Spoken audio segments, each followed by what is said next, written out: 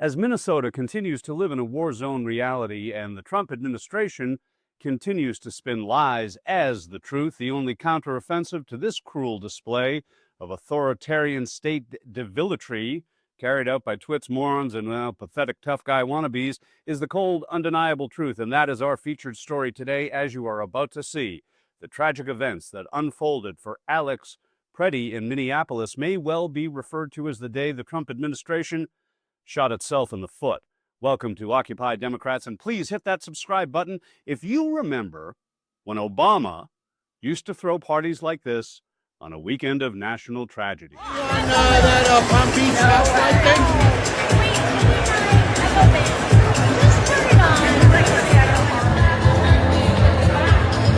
Holy cow, who relates to those freaks? Okay, in our featured story today, the very famous pink coat lady who captured what may be some of the most famous video ever filmed at one of the worst times in American history imaginable. Well, that person who shot it joined Anderson Cooper just last night on CNN for a stunning interview.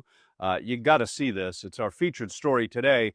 Now to get the best assessment of what's actually happening right now on the streets in Minneapolis, easily the most cogent articulation of the situation that I've heard. Well, in this case, it comes out of the mouth of a man dressed as a walrus. Now, this guy is an admitted game boy who chose to defend his neighbors, as opposed to being a game boy who chose to put on an ice costume, I like the walrus costume better, and go out pretending that this is the Call of Duty.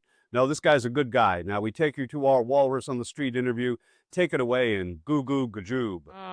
I've been working, trying to fight this. I was just a nerdy gamer guy that would like to go back to just playing video games with friends, but until we get the ice out of Minnesota and hopefully abolished, I'm going to continue fighting because this is ridiculous. And I never thought I'd be a political activist. That's, my parents were well off, and so we didn't have to worry about it being white. You don't have to worry about it being a male. You don't have to worry about it being straight. We didn't have to worry about it. But it's gotten to a point where empathy needs to win over those people on the fence where it's not affecting them now. And we need to do something all together. And I think that's what's so big about this moment right now in Minnesota is we're showing up. Everybody is showing up, no matter where we're from. Okay, last night, Anderson Cooper on CNN sat down with the pink coat lady. Her name is Stella Carlson, American hero. And what she had to say last night on CNN, well, that's our featured story of the day. Let's start out with this clip that sets the context, but stick around because it is her vivid description of what she saw that day in front of Glam Donuts between ICE and Alex Preddy that will put this all into context. First, she surely saw it all, but why isn't the Trump administration getting her firsthand story? It's incredible to me, though, that 4 days after this shooting, you have not been contacted by anybody from the FBI or the federal government. Right. What does that tell you?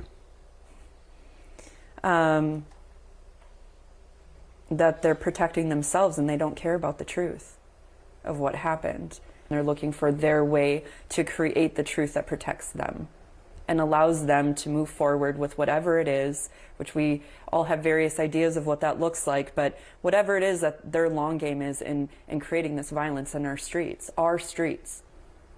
This is not, these are people from all over the country who have not been trained to intervene, kick down doors, break away families, leave children stranded in the street without their parents, having communities throughout Minnesota trying to come together to figure out who can foster all of these children who have been abandoned in apartments that have been kicked down with now no family around.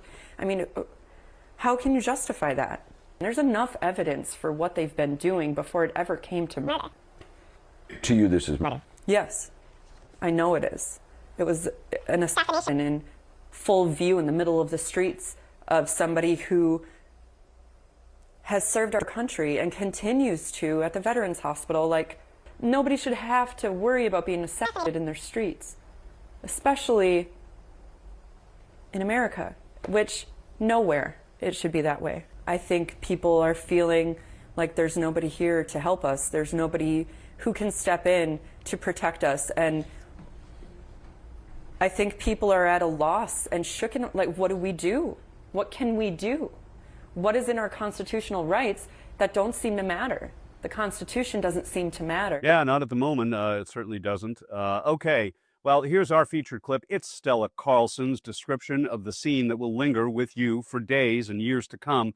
This is the level of humanity that Trump has brought through ICE to Minneapolis and soon coming to a theater of the absurd in your town.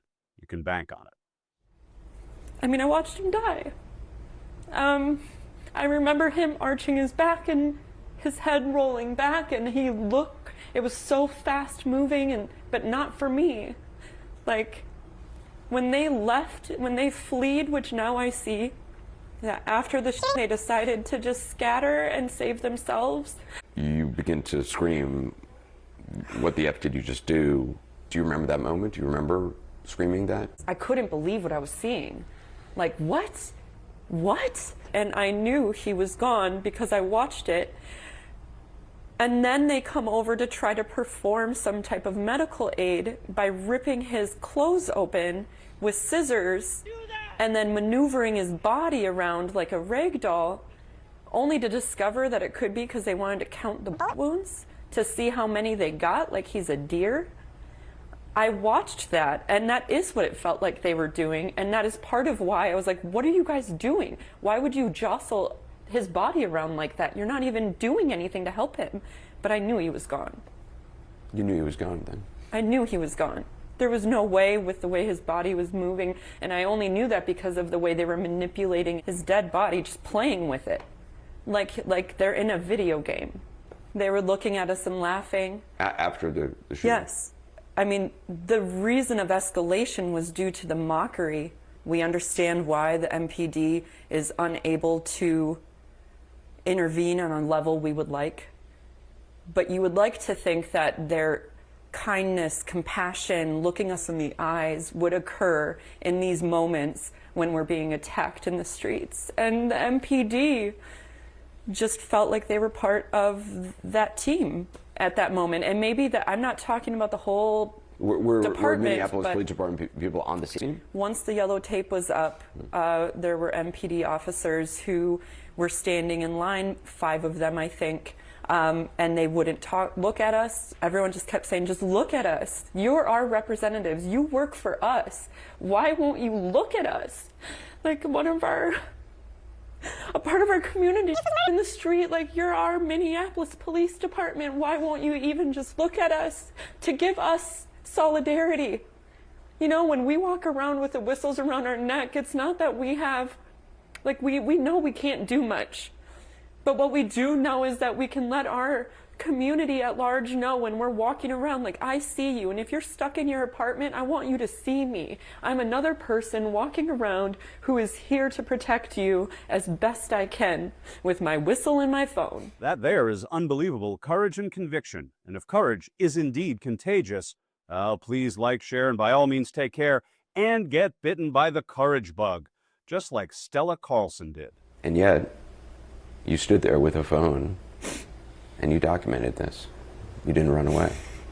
I am not one to run when I'm afraid. I just, no way was I going to leave Alex by himself, undocumented. Like, that wasn't an option.